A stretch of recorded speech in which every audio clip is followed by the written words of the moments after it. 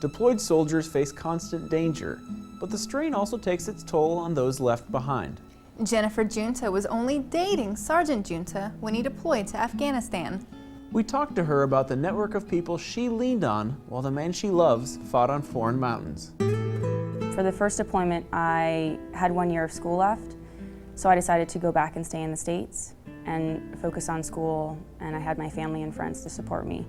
For the second deployment, I had been in Italy for about 6 months when we found out he was going to get deployed, because we didn't think he was going to. He was supposed to get out.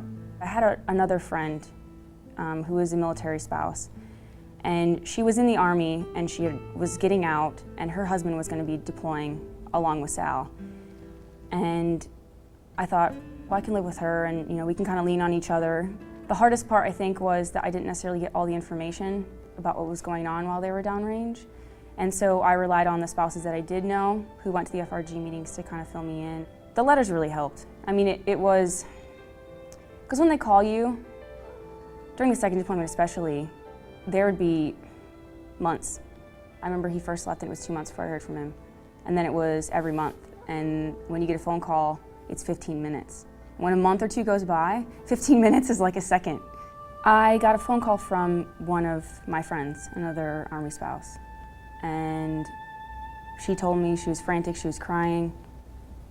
She told me that Brennan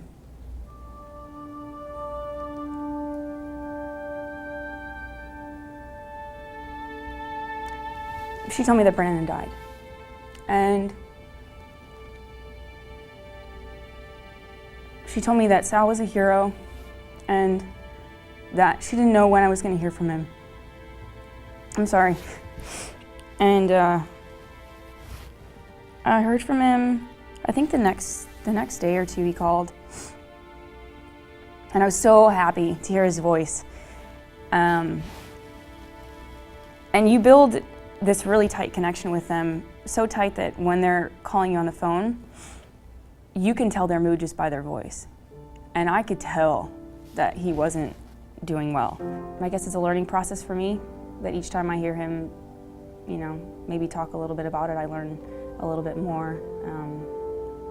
But it's still hard. Like I don't really ask him a whole lot of questions about it. I think he's a hero, but I think that everyone that goes is also a hero. And he did what he did just because that's the type of person that he is.